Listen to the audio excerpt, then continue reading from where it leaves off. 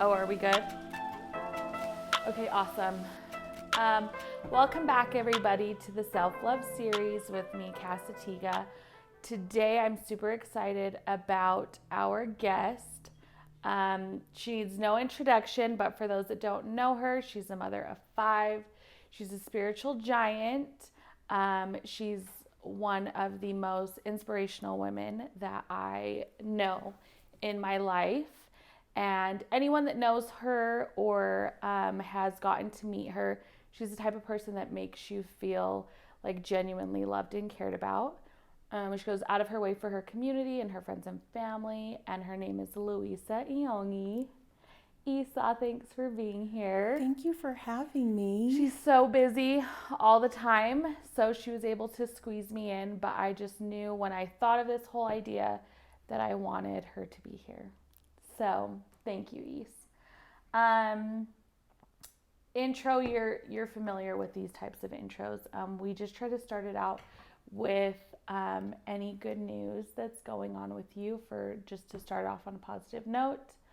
So yeah, anything that's happened or is coming up that you're excited about. Gosh.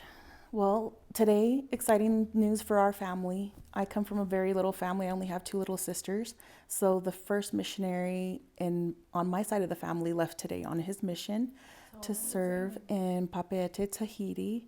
So that was super exciting and emotional today. Love it. He's going to be so great. So exciting. How long is he in the MTC? Did it say? It doesn't have his return date yet or how long he's going to be in there. Nice. But he's French speaking, right? Yes. Love that. Well, that is great news. And then the other thing is just sharing something that you love about yourself. What do I love about myself? There's just so many. Gosh, there's a lot. What do I love the most? The first thing that comes to mind is I just love spending time with myself. I love that. Like, what types of things do you love to do by yourself? Anything. Any free time that I get with myself or with other people as well. I know I'm just at that point to where I just really do love myself. Yeah. I love that. Do you feel like it's always been that way for you? No, it wasn't always like that. And I remember I was thinking about, because coming here, I kind of thought about like my journey with self-love. And I remember being in kindergarten, coming home and crying to my dad and telling him how I wanted to change my name to Heather because I didn't like it how people called me Louisa, or they couldn't pronounce my name, or, on the roll it'd have my full name, which is Luisa Iongi Manu, and teachers would slaughter it. And I remember coming home and crying and telling my dad I wanted to change my name to Heather.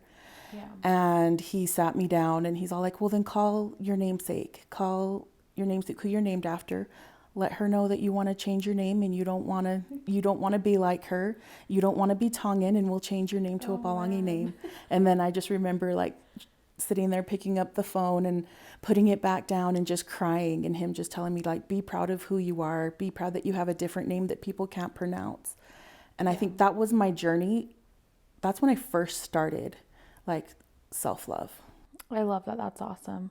And who was it? Sorry if I missed it, that you're named after? I'm named after my aunt. Oh, okay. And what do you, like, as you've gotten older, what do you take from being named after her? Well, number one is just Polynesians. Most people are named after other family members. And I just love how we can research our ancestors and just see really how far down the line the name comes from and what village it comes from. And it comes from, of course, my mom's side, but my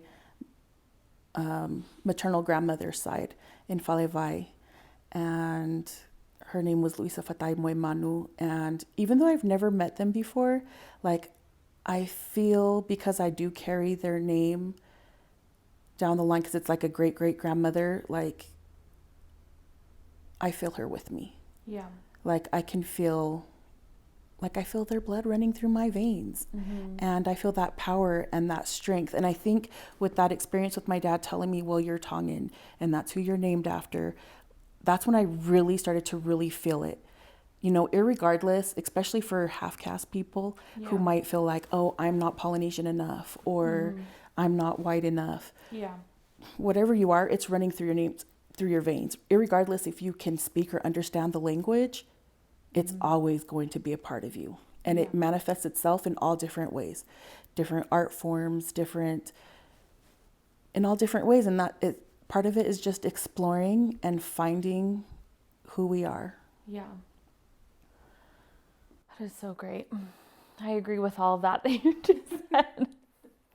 What are ways that you feel that like the youth and younger kids can, like that are going through those things? Because I feel like you said yours was like in grade school, like when you were younger. I feel like that's obviously, it's because no one's like born to be insecure or not like love themselves. It's definitely something we pick up like from insecurities of, I feel like it's once we are out like in the world, like through school and stuff. That's when mine started. But what would you say would be like your advice to like the youth or kids that are struggling with feeling or having self-love, whatever it may be, whether it's their name or their culture or what they look like? What would you say, like, where would you say to start for them, like as a starting point? Because I know like it's easy to say like love yourself or be proud of who you are, but like, is there something specific you would say of where they could start on like trying to move in that direction, you know? I think a good place to start is knowing who you are. I think it's really important to know who you are, what community you live in, where you come from, why are you here? Because a lot of us here in the United States, it's a big melting pot. None of us are originally from here unless you're Native American. And so just to find out your ancestry, wherever it may be, and ask your parents, ask your grandparents, older generations, to kind of find out where you come from and what's your story. Like, how did you get here to the United States, specifically to whatever state, whatever city that you're living in, and know. Yeah. Like, it's really important to know what your identity is. Yeah. I wish I would have thought of that earlier, because I feel like I've never thought of or applied that until like this year, being like 29 earlier this year, starting to learn more about like my ancestors. Like my family's close, but like really learning more like stories of how they actually like got here and everything that it took for them to get here. I feel like, and that was a thought I randomly thought about earlier today, actually. So it's crazy that you brought it up, in that like when we love ourselves, it comes from loving and knowing who we are. And when we truly like know who we are and love that, we want to live up to that because we know where we came from, who we came from. And when we know that, we want to do better and be better and live up to all of that and the sacrifices and things that came before us. So I think that that is so true, because that changed my perspective, and that was something I just barely came to like learn and feel the significance of earlier this year when learning more about my ancestors. So I definitely think that's and great. On a spiritual level, it's so easy because we all know that we come from a loving Heavenly Father, that we literally are spirit children of His. And once you know that you're a child of God, it makes it so much easier to make right choices, to just do the things that you need to be doing to be a good contributing citizen. Yeah. Like once you really have that and you know that identity, that's who you are. That's another good place to start.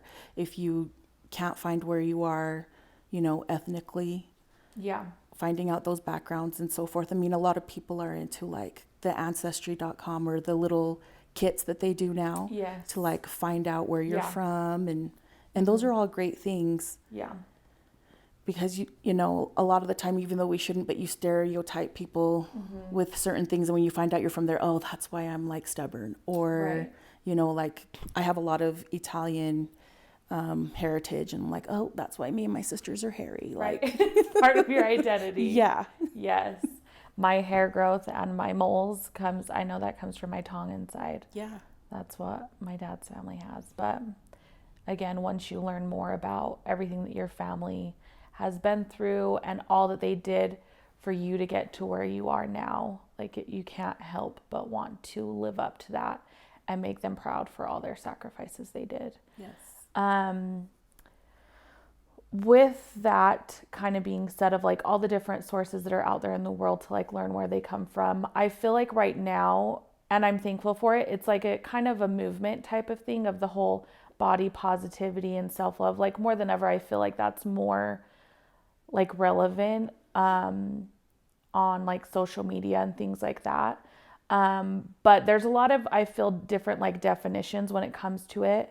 I personally like relating it to like a religious side. I feel like there definitely can be like worldly sides of the whole view of like self-love, and more like spiritual, personal definitions of it. So for you, what is self-love to you?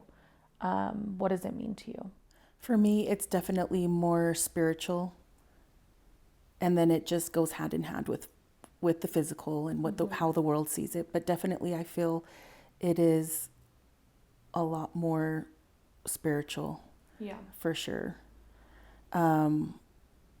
Just knowing who you are and loving yourself, and then it starts to portray on the outside. I mean, we're so busy as women. Children or not, you're busy doing so many things all the time. Yeah. And it's so important to know that you're capable of finishing like all the tasks that you have to do, prioritizing, getting those things done, being organized, and even more than that, the things we don't get to know that that's okay, and you're still amazing when you don't get to those things. But there's just proper channels that you have to go through when you know you're not going to be able to make something. Yes. If you're not going to be able to make it on time to an appointment, don't leave them hanging. Call and let them know. Or if there's something that you can't follow through. But that's the part that I absolutely love, is because the Lord, all he asks of us is to give whatever our 100% is, which of course to him it might be just 20, but whatever our 100% is, but he always makes up the difference. And self-love has come tremendously through all those different examples that I've had in my life, all those experiences I've had of where I'm stressed out and I've really tried my best in everything that I can do, and I can't do anymore. And it's still not up to par to what I think would be up to par, but always the Lord always pulls through to where someone's going to show up with that missing piece. Yeah. And then it all just works together, and then your self-love just continues to increase when you put that faith in the Lord. Right. The faith mixed with your efforts of doing what you know you should. Doing what you can do. Yeah. And then his grace makes up the rest. Yes.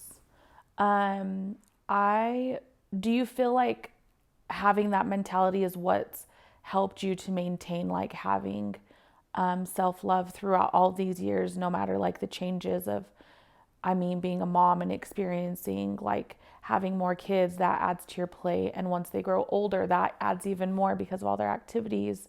But even in the moment of when you have a kid, all the emotional stuff that goes into your body changing, things like that, on top of being a wife, on top of freaking calling duties at church. Like, do you feel like that perspective right there, of having faith and doing your best is what has made your self-love always kind of be with you? For sure. It's definitely been the anchor that's always brought me back down or pulled me through any hard, difficult times. Of course, when we're all younger, we're thinner. Yeah. We're more fit. We can do a lot more. But then when you're in that moment, like you just think you're so fat, or you think you're just so ugly. Then you look at pictures and you're like, I was crazy. What was I thinking? Yes. I should have been running around in a bikini and some Daisy Dukes. Like, can't do that now, but Right. nor would we want to right now, Yeah. as you mature and grow. But for sure, it's been an anchor that's pulled through many different changes. Yeah. For me, like I've written this like little list of things, because I was thinner, of course, like in high school, like 150, 160. And then college, probably up to 170, went on a mission, came back, I was like 139. Then boom, get married, have my son, and I'm like 260. give birth thinking, oh, I'll lose all the weight. Yeah, I go to the doctor appointment and I lost like 10 pounds. Yeah. Oh, that was just him in the water around him. The rest is still there, and it's there to this day. But there's a list that I've made of things that I've loved about being fat. And I love that. one of them was all the friends that I've ever made in my fat stages, like, really love me for who I am. And then friends that I had through college, high school, that meet me and see me, and like, of course, I'm like huge, but they still like see me like I was in high school or like I was in college. And I absolutely love that. Yeah. And that's just like helped my It's helped you to see self-love. your relationships for what they really were. Yes. And the genuine people that loved you. That's awesome. I think that's great that you have that kind of list. To where I'm Everyone needs to have that kind of list. What else do you have on that list? I need to sit down and think of that. That's so awesome. Make a why you love being fat list. Yeah, well, I made it because, every year, every January, I make it a goal to get my fit me, which is so, so important. I mean, yes. Let's get real. We should all be on plant-based diets. We should be not eating anything processed. Right. These are all things that we know that we should be doing, but life just gets in the way, and we have so much to do. And then there's socioeconomic barriers as well. All of us don't make an unlimited amount of money to be able to grow our own amazing garden and can all day and ferment our foods and do the things that we should be doing, which is tragic and sad, because there will be a time that I'm going to have the wake up call like, okay, I got diabetes. I need to change my lifestyle. Right. But I don't want to wait till that time. But I feel like that time is going to come eventually. My kids are growing. They're more independent. There's going to be more time for me to, okay, we need to start making that change and doing those things. But for right now, the Lord's happy with where I'm at and how I'm progressing and the things I'm doing. That's how I feel. And I feel like it's hard for other people to like understand that like from the outside looking in will tell me like, you could use losing some weight, you're not at your healthiest weight, which I know that, but I don't know how else to tell you that I feel actually in a really good place right now with myself. Yeah. Like, I feel like I'm someone that really tries to be in tune with like inspiration, and especially when I feel like it's like divine inspiration from like the Lord. And I still always know that like I need to be making the steps to be healthier. But at the same time, like, I just have to look at the strides that I've made that have nothing to do with my looks, like spiritually and individually. And those outweigh my concern of the number on the scale, and things like that. So I totally get that. I wanted to bring up and go back to kind of what you said has helped you to always kind of have like self-love within for yourself is kind of going out and doing your best, because I feel like a lot of times it's an instant mood changer in the form of like thinking of that as service. Because the other night, what was it, on Monday, I had like got home from work and then already knowing like I have no groceries in the fridge, I need to grocery shop, which I already know I have a small little budget to go grocery shop, so that puts me in a bad mood on top of needing to go grocery shop and then cooking dinner. But I'm already hungry. I sat in traffic that specific day for like over 45 minutes, and I was just like kind of in a mood coming home, and all I wanted to do was like shower, get some fast food, and like sit in bed and watch Netflix. But Seppa, for those of you that don't know, is my sister. She has been pregnant and she's been like super sick. And so I just started like thinking about her and like how she's feeling because of being like pregnant on top of already having a daughter. She needs to like be there for, and her husband works in the evening, so she has to be responsible for dinner and things like that.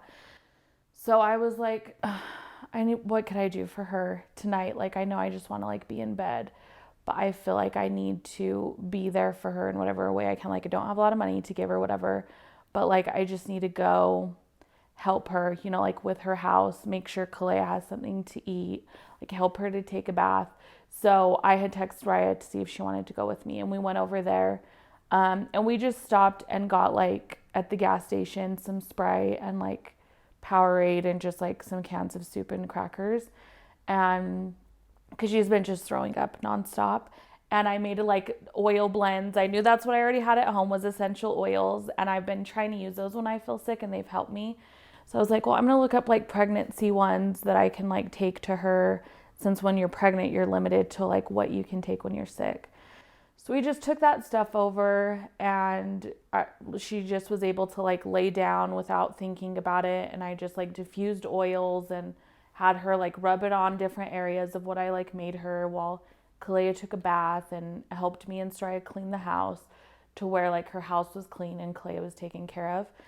And then felt good about that. I know that she felt like a little bit better having that like burden eased. And then when I got home, Muka had been starting to feel sick. So then I did a whole little oil thing for him, looking up like what type of blends I could do for him, diffusing, and like thinking of other things I could do to like help him feel like a little bit better. And like by the end of it, it was probably maybe like 10:30, 11 of just like sitting by myself like in the bathroom to shower. And I just thought about it and was like, I feel like so good just from like forgetting about myself and whatever reason it was that was making me in a bad mood, and just like seeing what I could do for other people. Like it instantly helped me to feel better, and like, I don't know, it was just like a refreshing feeling to like think less of myself and go out and do things for other people. And I bring that up because anyone that doesn't know you should know that Luisa's like the most giving person. I've never met anyone that does as much as Aesop for people. And it is amazing. And I'm always like so impressed when it comes to me doing like service types of things for other people. And I really don't want to do it. I try to like think, like be like Aesop, just do it. But it's not as easy. But how do you do it? Like, how do you feel you find the time with all that you have going on? Number one, when you love yourself, like really love yourself, you want everybody else to feel like that as well. So it makes service so easy because you want to help relieve whatever they're going through. And for me, another big key is gratitude, being grateful, like thinking back on things. Like everyone's like, I don't know how you're doing PTA, then you're on football board, then you're a drill mom, and then you have your church callings on top. Oh my gosh, it's just so much and it's so draining. But it all comes down to experiences I had in elementary, junior high, high school, like PTA leaders that did things. Like things just didn't magically happen. It had to be someone who did it. And I didn't realize how much work like my leaders put into things and other until I started doing it. And I'm like, oh my gosh, this is like so much work. It's a lot of work. But I had such a great childhood and great experiences in school and in everything and in church that I know how much effort it requires, but somebody has to do it. Yes. And not only that, I want to give back and say thank you for the wonderful childhood that I had, for all the wonderful experiences from teachers, counselors, to everybody who's ever done anything. It's, if I could just duplicate those things that I experienced growing up, I'm there. I'm there because I want you to feel how wonderful and great it is to know that you're loved and appreciated. Yes. Because I mean, a lot of the things that you do, like that you just talked about, are things like for your kids, which I know that they like know and see what you do. But I feel like until they get older, you don't really realize like how much. I know that they know that you do it all, but they don't know yet the efforts and everything that goes into it. Like you said, that you realized all the amazing experiences you had were because of those women or men that did all of those hard time consuming things to make it that way for you. So, and another reason too, as well, is I feel like I've been so greatly blessed in the scriptures that says where much is given, much is required. Like that's where the Lord, he expects me to work up here.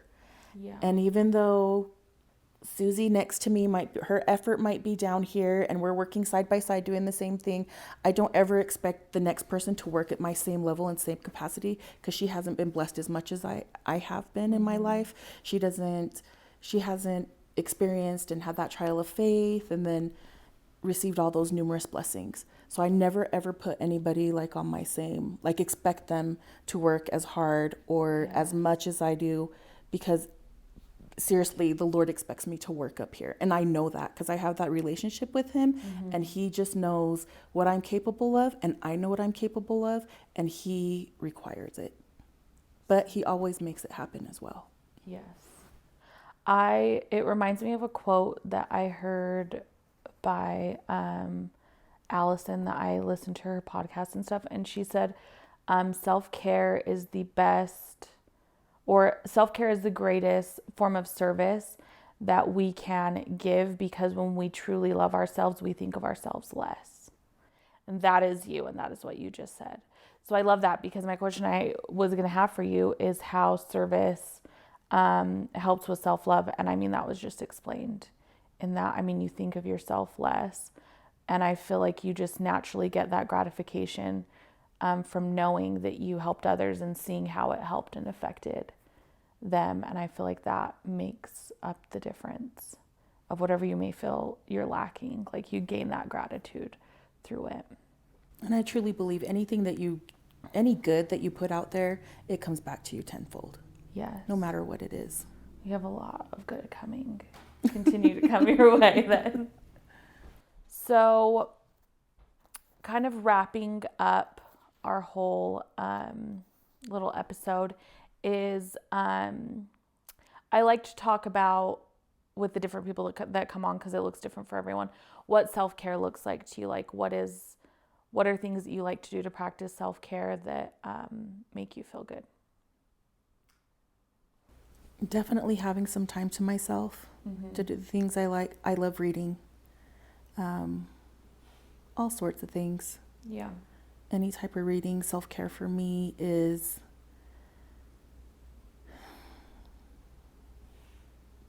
it changes every week, depends on what needs to get done that week. Yeah. Being organized is a big one. Whatever is coming up, having that little check off list. I don't know how people do it without one. Yeah, I don't either. Just to make sure that all your bases are covered. Yeah. So being organized is really important to self-care for myself. For me, I'm pretty low maintenance. I think because I do love myself so much. Not really into makeup. I mean, I'll do my eyes and a little lip matte color. I do love hygiene. So for us biggies, there's some areas that need to stay clean. Yes. So absolutely love taking time to do those things. Yes. So like I said, from my Italian heritage, even the Tongan mixed, we're werewolves. So I love to get that laser appointment in and get that wax done. I feel like $1 million after that. Right. Like the hottest thing ever. I feel like that is like a huge thing. I think of like, what was it for like my birthday? I was like, what is something I could do to make me automatically feel like the hottest birthday girl on the planet? And it's just shaving. Like, just feeling hairless is a great feeling. It is. It really is. So. And for me, like self-care, having my home organized and clean. Yes. Like from every bedroom, from every person's bedroom to the living room to the basement, if everything was clean and organized and we just had a home-cooked meal, that is my idea of heaven. Yes. Ditto. I love that so much. That's what I wanted for my birthday too, was just both of us to deep clean the house, to have a clean house. Yeah. Even if it's just me by myself. Yes. And my husband takes the kids and go do something because their cleaning isn't the greatest. But I love that. Well, I mean, I feel like we've gotten everything. Was there anything else that you thought of or felt impressed to share about? No, because I butt myself right in on parts. No, you're the But greatest. You're such a natural. You're like so awesome at this. Oh, jeez. Thank you. I'm trying. Definitely doesn't feel natural. But I also try to have, besides giving people ideas of self-care, things to try if they are feeling down, is also like a call to action, a challenge for the week until the next episode. So for this episode number 2, after talking with Esau, I would say that the challenge that people should try if they're feeling like they're struggling with self-love, having a hard time, don't know where to start in like their journey to having better self-love, I would say maybe you could agree is to find ways to serve the best that they can in their community, in their home, whatever that may be to them. For everyone, it's a little bit different. But I think just, whether it's daily or however they want to do it, but to really put intention into trying to serve others. What do you think? Oh, no, definitely. You could even go and make a list of all the things that you're grateful for and go and duplicate that for somebody else. Yes. See where you can serve in those areas and make them better. If you're grateful for high school, go back to your high school. Mm-hmm. Do something there that needs help. Yes. Whatever it may be. That's awesome.